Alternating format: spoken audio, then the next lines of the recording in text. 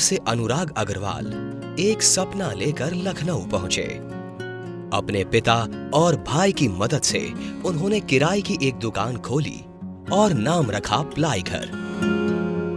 नाम तो रख लिया, लेकिन पूंजी इतनी नहीं थी कि प्लाई घर में बड़ा स्टॉक रखकर बड़े दुकानदारों को टक्कर दे पाते। पहला ऑर्डर पाने में उन्हें 1 हफ्ते का समय लग गया, तब जाकर 10 प्लाई का ऑर्डर मिला, लेकिन उन्होंने हिम्मत नहीं हारी।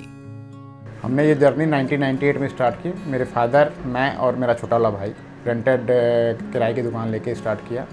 तो जिस टाइम मैंने दुकान स्टार्ट किया उस टाइम तो मेरे चूँकि पूंजी कम होने थे, दुकान पे 10% भी माल था मुश्किल से। खूब दौड़ भाग की तो एक सिंगल पहला ऑर्डर मिला 10 प्लाई का। तो उस टाइम तो बड़ा खुश हुआ मैं, जैसे लग रहा था रेगिस्तान में पानी मिलने जैसा हो गया फीलिंग। जहाँ पे लेबर अड्डे होते थे वहाँ भी देखते थे, यदि कोई भी आरी उरी लेके खड़ा है तो उसके पास जाके काट दे देते थे कि भैया एक दुकान खुली है यहाँ पे, आप यहाँ पे आओ। चूँकि पूंजी कम थी तो दिक्कत होने लग गई, चूँकि अपनी कोई प्रॉपर्टी मार्केट में थी नहीं, तो उस चक्कर में ये होने लग गया कि पूंजी के बिना काम नहीं हो रहा था, प्रॉपर्टी नहीं थी तो लोन नहीं मिल रहा था। तब मेरे किसी खास जानने वाले ने अपनी प्रॉपर्टी पे मुझे लोन करवा दिया 7 लाख का। लोन मिलने के बाद अनुराग अग्रवाल ने खुलकर खेलना शुरू किया। अब प्लाई घर में टेम्पो की जगह ट्रक से माल आना शुरू हुआ और फिर वो दिन भी आ गया जब किराएदार से वो निजी दुकान के मालिक बन गए। उन्होंने पहली दुकान लखनऊ में 110 स्क्वायर फुट की खरीदी।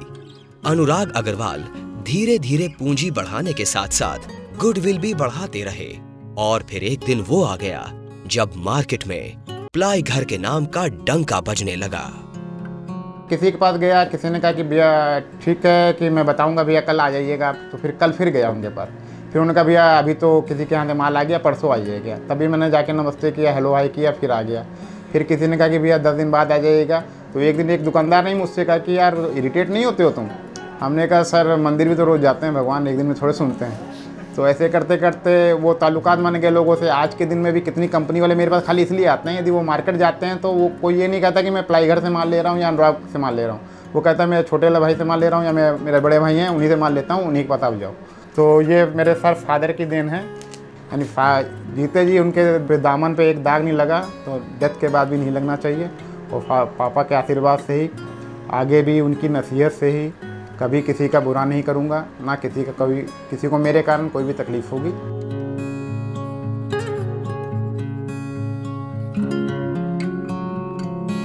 कारोबार के शुरुआती दिनों में प्लाई घर को कोई उधार पर सामान नहीं देता था, लेकिन 10 साल में अनुराग और उनके भाई ने कड़ी मेहनत से ऐसा नाम कमाया कि ग्रीन पैनल जैसी कंपनी उन्हें ढूंढती हुई पहुंची और उन्हें लाखों का माल देना शुरू कर दिया। ग्रीन पैनल के साथ जुड़ने के बाद प्लाई घर की शान और बढ़ गई। MDF जैसे प्रोडक्ट ने कारोबार को नई ऊंचाइयां दी। मैंने ये देख लिया यदि आपकी नीयत अच्छी होगी और आप मेहनती होंगे तो आपको बढ़ने से कोई नहीं रोक सकता, कोई नहीं। MDF में तो मैं पहले तो प्लाईवुड बेचता था, MDF में मैं जा ही नहीं रहा था खाली। लेकिन जब ना कुछ सेल रिक्वायरमेंट मार्केट से आने लगी तो मैं पहले लोकल लेवल पे 10 पीस, 20 पीस, 50 पीस लेके बेचने लग गया। फिर वो तो ग्रीन पैनल वालों की मार्केटिंग इतनी स्ट्रॉन्ग है और वो भी शायद पारखी नज़र रखते हैं ऐसी कि वो मेरे पास आए कि अनुराग भैया आपका मार्केट में नाम है और आप MDF बेच लो, मैं आपको गाड़ी दे देता हूँ। तो मैंने भी कहा कि नहीं, मैं पूरी गाड़ी तो नहीं ले पाऊँगा क्योंकि मेरी इतनी सेल नहीं है। लेकिन उन्होंने ही मुझे एक जज्बा दिखवाया कि आप नहीं जानते अपनी काबिलियत, में हम लोग जानते हैं। हम लोग तो मार्केट में जिसके यहाँ भी जा रहे हैं भैया MDF ले लो, वो बोले अनुराग भैया रखेंगे तो हम ले लेंगे। तो उनसे काम शुरू किया, कंपनी का बहुत अच्छा सपोर्ट मिला, कहीं से कोई क्लेम नहीं मिला। जहाँ पे दिया, यदि मैंने गारंटी कह के दिया है तो वहाँ से कोई कभी कंप्लेन नहीं आई। हाँ, ASM लेवल से, ब्रांच लेवल से ऊपर कंट्री हेड तक के व्यवहार बहुत अच्छे हैं। बीच बीच में ऊपर लेवल से भी फ़ोन आते रहते हैं कि आपको कोई दिक्कत तो नहीं, कुछ नहीं। तो इसलिए मुझे ग्रीन पैनल का साथ मिला और एक फैमिली की तरह मानता हूँ कि वो मेरी फैमिली है। ये नहीं मानता हूँ कि वो मेरा सप्लायर है।